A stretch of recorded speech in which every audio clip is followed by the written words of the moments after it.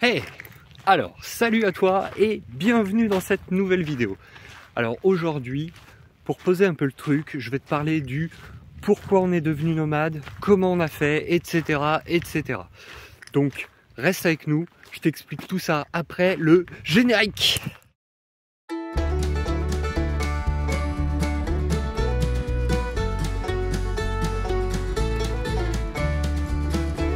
Parce que nous vivons dans un monde où tout va trop vite. Alors, prenons le temps de vivre. Alors, vis tes rêves et surtout ne rêve pas ta vie.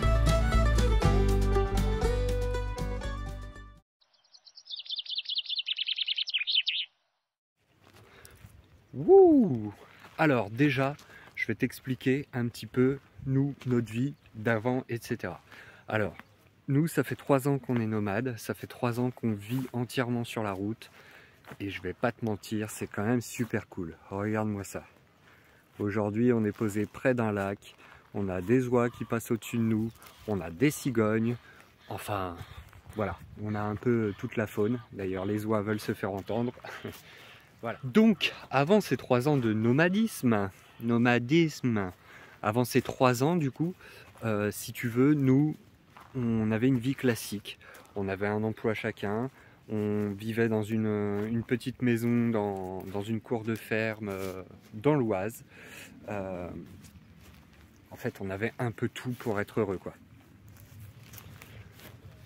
Moi, j'étais facteur, je livrais des colis dans le centre-ville de Beauvais. Pauline travaillait dans ce même centre-ville, elle était vendeuse en bijouterie et en fait on avait un CDI tous les deux, CDI chacun, ouais parce que on n'avait pas le même, tu vois, on n'avait pas le même. Alors, la raison principale pour laquelle nous sommes partis, nous avons changé de mode de vie, c'est Maxime. Je m'explique. En fait, on n'avait pas envie de faire élever notre fils par une nourrice, de travailler pour à peine arriver à payer les factures. Voilà, c'est un peu les raisons principales de notre départ en tant que nomade. Et je vais pas te mentir, cette vie, elle est quand même très très cool. Alors si tu regardes bien, en fait, avec Pauline, on avait un peu coché toutes les cases.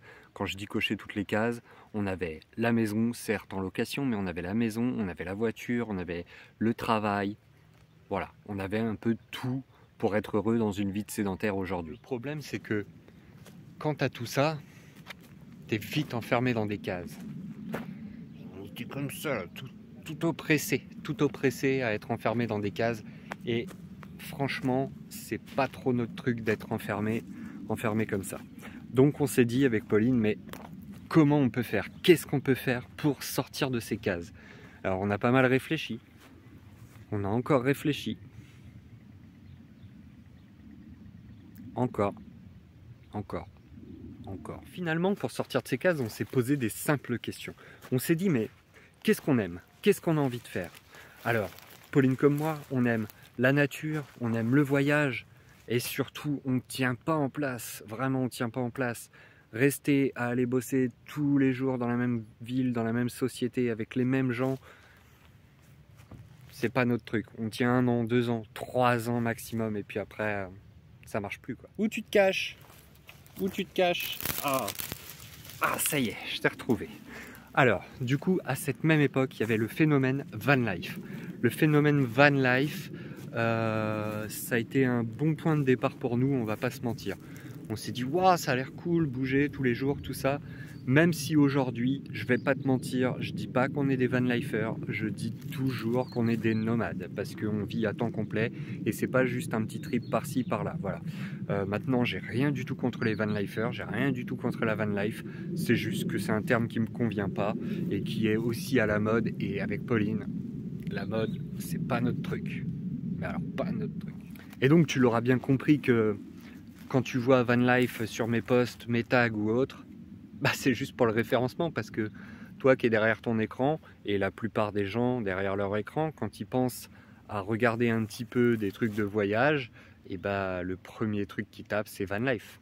Donc voilà, on se référence grâce à la van life, on s'est lancé grâce à la van life, donc je te dis, j'ai vraiment rien contre la van life et les van lifers.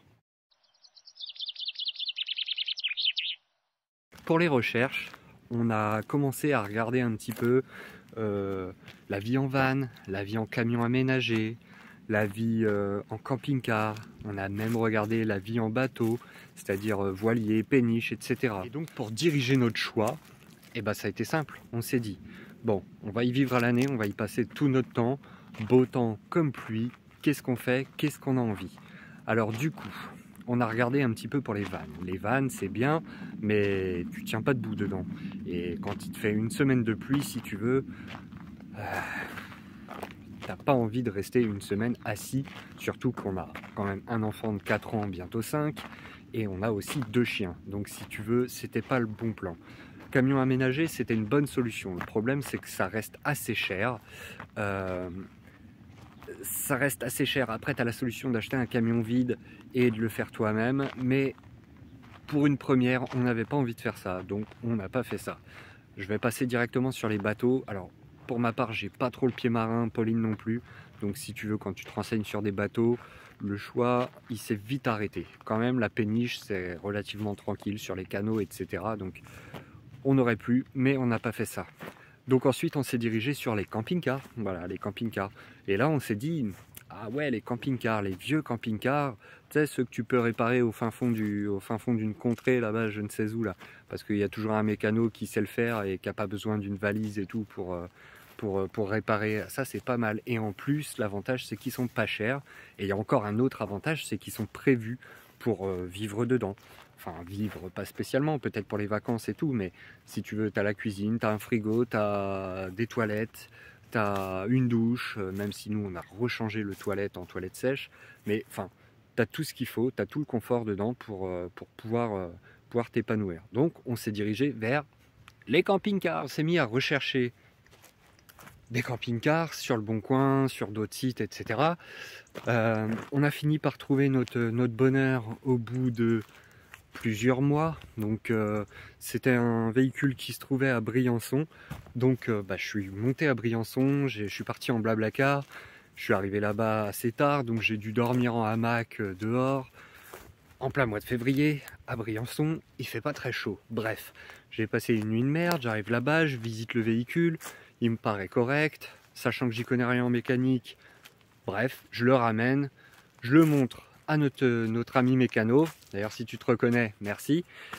Il regarde ça, et puis il me dit, mais là, non, là, il y a un problème, là. Alors, il y a un problème, c'est jamais bon, ça. Donc, ce fameux problème, c'était une fuite sur la boîte automatique, ce qui n'est pas top. Donc, on a restitué le véhicule, et puis, on s'est mis en quête d'un nouveau. Donc, encore après des mois et des mois, on retrouve un autre véhicule en Normandie. Là, ce coup-ci, on va le visiter avec Pauline.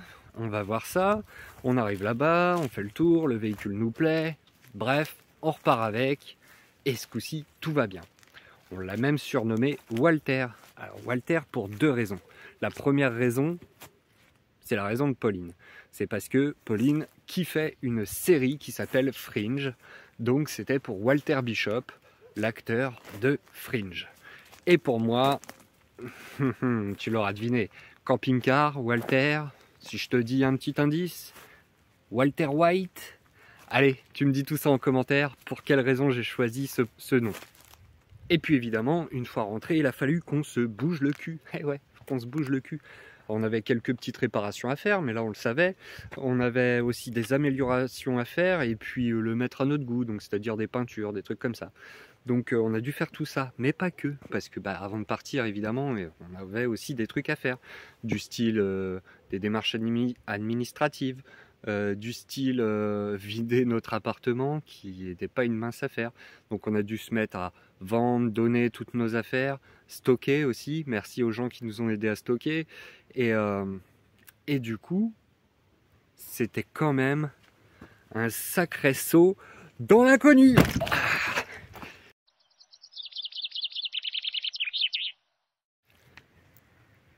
Alors en fait, au niveau des peurs, c'est assez relatif à chacun. Si tu veux, moi je vais avoir peur de certaines choses et toi d'autres. C'est assez délicat. Et en fait, au niveau des peurs, tu peux avoir peur que tu sois sédentaire, que tu sois nomade ou même autre, tu vois. Tu peux avoir peur tout le temps. Et pour ma part, je pense que tout ce qui est peur, c'est lié au manque de connaissances en fait. Tu connais pas un truc, ça te fait flipper. Ouais, ça te fait flipper. Alors c'est ton cerveau qui te met un frein, alors qu'au final, quand tu regardes une vie reste une vie, que tu sois sédentaire, nomade, tu auras toujours des galères, quoi qu'il arrive, qu'elles soient liées à tes peurs ou qu'elles soient pas liées à tes peurs, tu auras toujours des galères, mais en même temps, c'est bien. Ouais, c'est bien. Voilà. Tu sais pourquoi c'est bien? Parce que du coup, quand tu as des galères, ça te permet d'apprécier encore plus les bons moments. Et ouais, les bons moments sont liés à tes galères et indirectement à tes peurs. Alors nous, si tu veux, nos peurs, surtout, ça a été dans un premier temps pour Maxime. Voilà, tu as toujours un peu peur pour ton enfant, est-ce que ça va bien se passer, etc. Enfin, voilà, tu as toujours un petit peu peur pour ça. Ensuite, tu penses aussi quand tu vas dans un pays étranger, comment ça se passe, tu connais pas trop, tout ça. Donc ça te fait un peu peur, quoi. Ça te fait un peu flipper. Et un phénomène aussi, dont beaucoup de gens ont peur, c'est les agressions, les attaques en pleine nuit, tout ça. Ah ouais, ça c'est un sacré sujet. Alors que finalement, enfin pour notre part, on reste beaucoup dans les cambrousses reculés. Donc en fait, je vais pas te dire que dans les cambrousses, il n'y a pas de délinquance. C'est pas le problème. C'est juste que en plein milieu des champs, en pleine nuit, il y a rarement des délinquants. Ça peut arriver, je dis pas, ça peut arriver, mais il y en a rarement. Quand tu t'approches des villes, bon tout de suite il y a plus de monde, alors tu as des gens bien, et puis tu as aussi des délinquants qui passent pas très loin de toi. Donc c'est là où tu risques le plus. Et il y a encore une question qui reste en suspens.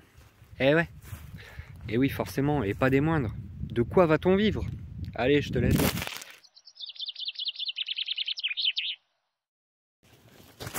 Alors, dans un premier temps, on a décidé de vivre du chômage.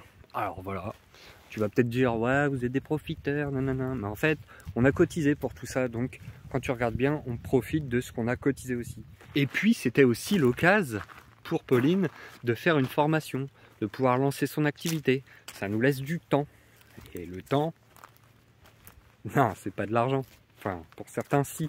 Mais ça nous laissait du temps pour voir venir, pour avoir le temps de réfléchir, de lancer l'activité après la formation.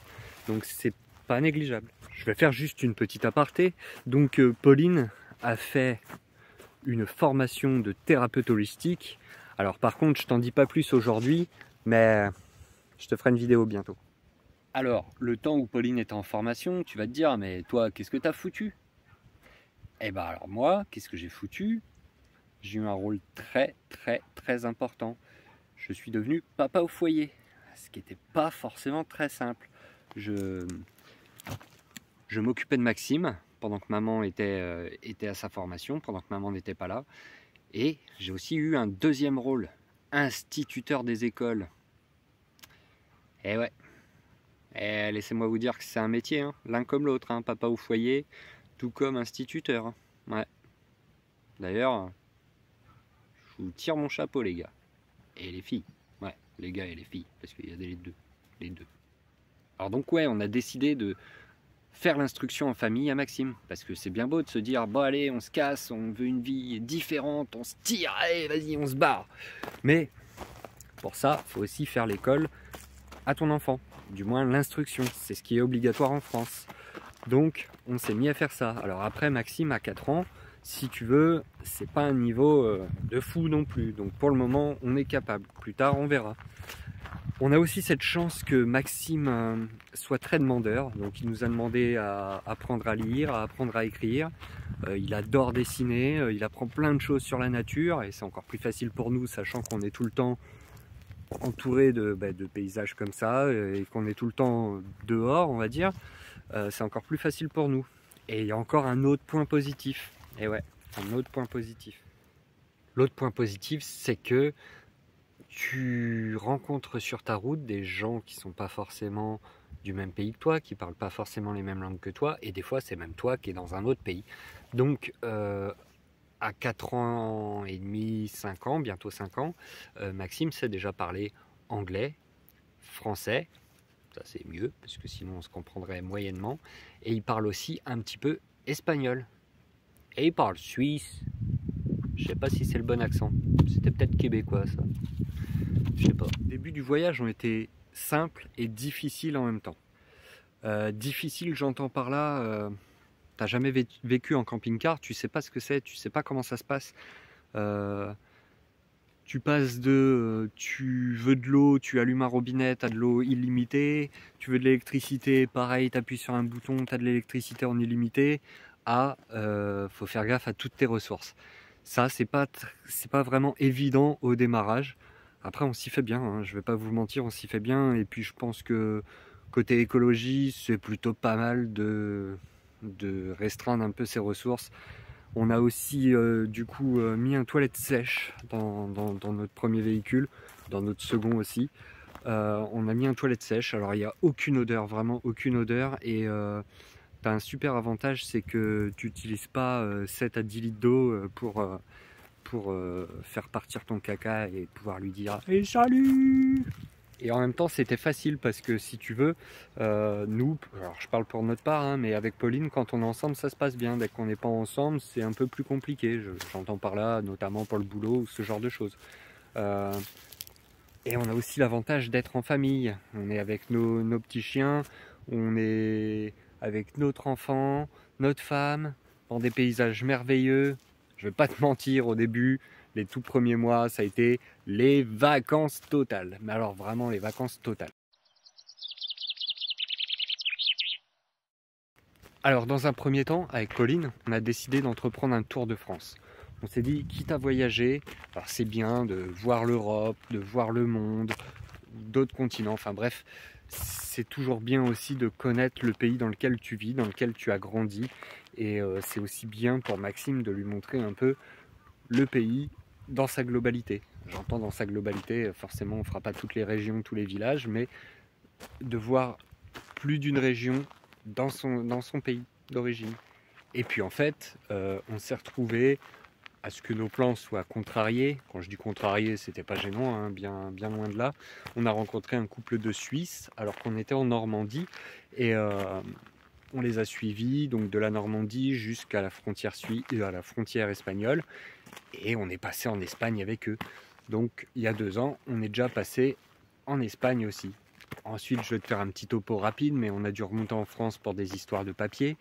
Et puis ensuite, on est allé en Suisse, les voir et voir d'autres amis qui étaient en Suisse. Et ensuite, on est revenu en France. Et là, nous revoilà donc en Espagne pour passer l'hiver au chaud. Parce que c'est ça aussi, quand tu es nomade, tu vas où tu veux, quand tu veux, comme tu veux. Et généralement, tu cherches ce qui t'intéresse le plus. Donc là, pour le coup, c'était la chaleur, le soleil, tu vois. On est le 2 février, je crois. Et t'as vu, hein, il cogne, hein, il cogne. C'est toujours bien aussi de commencer par un pays que tu connais. Donc tu connais les lois, donc tu connais un peu tout, la langue, etc. Parce que pour ma part, la première fois où on est passé en Espagne, alors j'ai pas fait vraiment d'efforts sur la langue, mais ça a été difficile. Beaucoup de changements alors que j'étais jamais vraiment sorti de la France avant ça. Donc beaucoup de changements, mais rien d'insurmontable.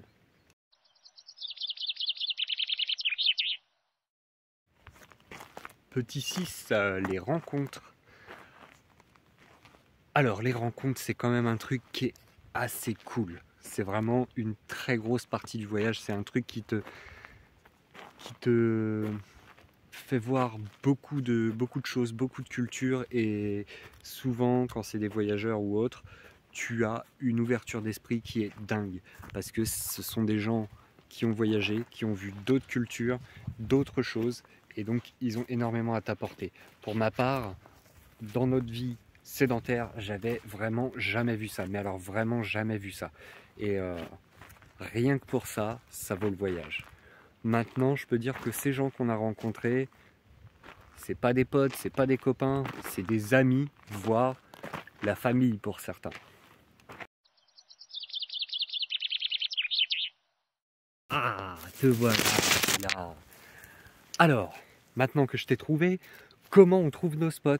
Alors, il y a plusieurs solutions. La première, la plus simple, je vais te dire, ça serait Park4Night. Donc c'est une application, tu vas dessus, tu trouves des endroits, tu y vas, c'est bien, c'est pas bien. Alors, la chose qui est cool, c'est que c'est assez simple. Voilà, tu cherches un endroit, généralement, tu y vas, ça le fait. À moins que ça ne taille pas niveau goût ou quoi. Maintenant, ça a un côté négatif, c'est que comme c'est en vue de tout le monde sur Internet, et ben il y a n'importe qui et tout le monde qui peut venir. Donc, il n'y a pas forcément que des gens bien intentionnés et des gens propres. Ce qui fait que quand c'est dégueulasse, au bout d'un moment, soit il y a une barre, soit il y a une pierre qui bloque le chemin, et puis le spot est inaccessible. Donc c'est bien et pas bien. Alors sinon, tu as aussi la deuxième solution. Tu prends ton petit téléphone, tu regardes sur Google Maps ou Google Earth, et puis tu te mets donc en vue satellite si tu es sur Map, et puis tu cherches près des rivières, au bout des chemins, quand tu vois un petit placeau où potentiellement tu pourrais te garer, et tu prends ton courage à deux mains, tu prends ton véhicule, et puis tu vas voir. Alors c'est pas toujours fructueux, des fois tu y vas, des fois c'est bloqué, soit il y a une barre, soit il y a une pierre, soit le chemin il est complètement défoncé et puis tu peux pas passer. Mais souvent, quand tu trouves un endroit tout seul, le jeu en vaut la chandelle. Et puis en plus, tu es un peu fier de toi, quoi. Sinon, j'ai aussi une troisième solution. La troisième solution, je l'appellerais les locaux. Ouais, les locaux. Parce qu'en fait, quand tu discutes un peu avec les locaux, que ils voient que tu es un peu sympa, tout ça, si tu leur poses la question, simplement, tiens, est-ce que vous savez pas où est-ce que je pourrais me poser pour la nuit et pour dormir? Et généralement, les gens, comme ils sont du coin, ils te disent, si, là-bas, près de la rivière, machin, il y a un truc bien là-bas, tu vas voir. Ou là-bas, il y a un autre truc bien aussi. Et après, ça marche aussi ça avec les autres voyageurs. Quand tu croises un voyageur, en discutant avec, tu peux aussi poser la question. Tiens, vous avez fait quoi? Vous venez d'où? Vous avez vu des choses sympas? Vous vous êtes garé, etc. Et puis, si les gens voient... Enfin, pour ma part, quand on me demande, si je vois que les gens ont l'air bien, ont l'air propres, je peux leur donner les coins, il n'y a pas de problème. Mais maintenant, il ne faut pas que ça finisse sur Park4Night. Pas tout le temps, parce que sinon, comme je t'ai dit,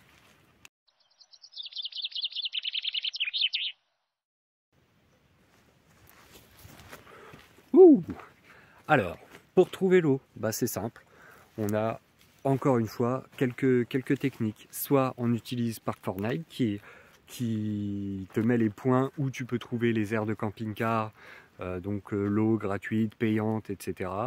Soit on utilise ça, soit on va dans les cimetières. Alors encore une fois, si tu vas dans les cimetières, tu vas pas en plein enterrement, forcément, avec tes bidons ou avec ton tuyau.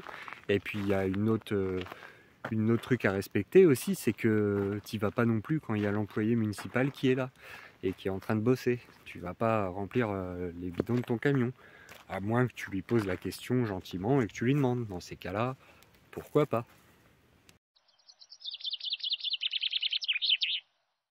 Là, c'est simple pour nous, l'électricité dans ce camion, c'est les panneaux solaires. Dans notre ancien camion, c'était juste un coupleur séparateur qui fait que quand tu roules, ton alternateur recharge ta batterie moteur, puis recharge ta batterie cellule. Donc, à partir de là, tu as de l'électricité. Pas en illimité, donc à toi de faire attention. Ça dépend aussi ce que tu charges. Nous, je sais qu'on n'a pas grand-chose à charger, et puis on fait en sorte de ne pas avoir beaucoup plus à charger. Et puis, s'il n'y a pas d'électricité, tu ne charges pas tes appareils, et puis c'est tout. Tu as aussi la solution de te retrouver dans les aires de camping-car ou dans les campings où tu peux charger tes appareils. Tu as encore une autre solution, c'est d'aller dans un McDo, dans un bar et de demander. Et puis généralement ça le fait. Moi par exemple pour mon voyage à pied sur Compostelle, je rechargeais que comme ça, en demandant dans les bars si je pouvais, le temps que je buvais mon café, je rechargeais un peu mon téléphone. Alors en plus c'était bénéfique pour eux parce que je traînais et puis du coup j'en buvais un deuxième et puis des fois un troisième quand j'avais besoin de batterie et puis c'est bénéfique pour tout le monde. Donc voilà comment on trouve notre électricité.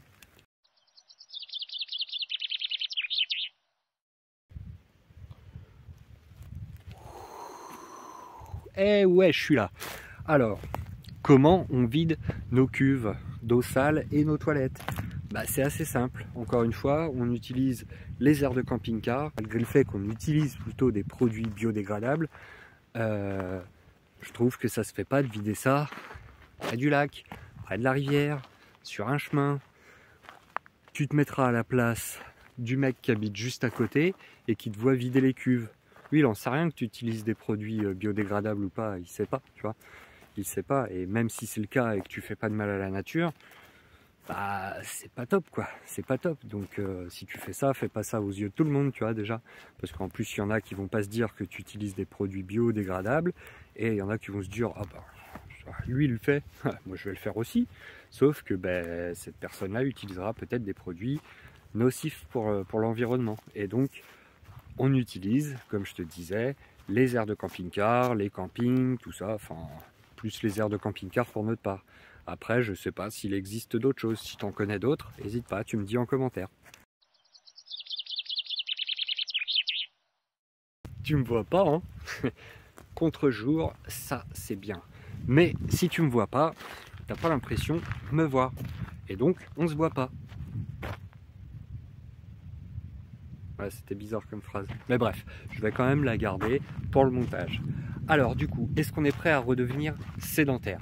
Alors ça, c'est une question qui est assez compliquée en soi. Je te dirais bien un grand non, parce que j'en ai pas envie. Maintenant, des fois, dans la vie, il y a des choses qui changent.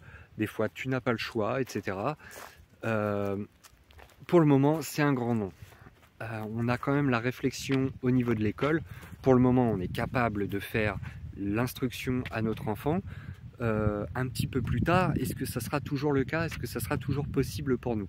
Après, selon ses envies et tout. Alors, dans un futur proche, ce sera un non. Dans un futur un peu plus éloigné, je ne sais pas. Maintenant, si on revient à une vie de sédentaire, je pense que on essaiera de faire les choses différemment. Si tu veux, je pense qu'on ne sera pas dans un appartement en ville. Ça, je pense pas. Je pense qu'on essaiera de trouver un endroit où peut-être poser le camping-car ou une caravane, même si je sais que les lois, c'est un peu compliqué à ce niveau-là. D'ici qu'on en soit là, peut-être que les lois auront évolué. Et du coup, de ce fait-là, essayer de s'autosuffire et d'avoir toujours un impact moindre sur l'environnement et pouvoir garder notre terre le plus longtemps possible. Ça serait pas mal. Ouais, ça serait pas mal. Cette vidéo est maintenant terminée, donc si elle t'a plu, tu peux t'abonner, liker, commenter, tu peux même partager à tes amis. Et je vais te dire un petit secret, depuis hier soir, on est plus de 100 à suivre la chaîne. Et ça mon pote, c'est top, c'est grâce à toi aussi, c'est grâce à toi. Et à toi, et à toi, et à toi, et toi, non toi tu t'es pas abonné là, allez tu le fais maintenant. C'est grâce à toi aussi. Allez, ciao, à bientôt.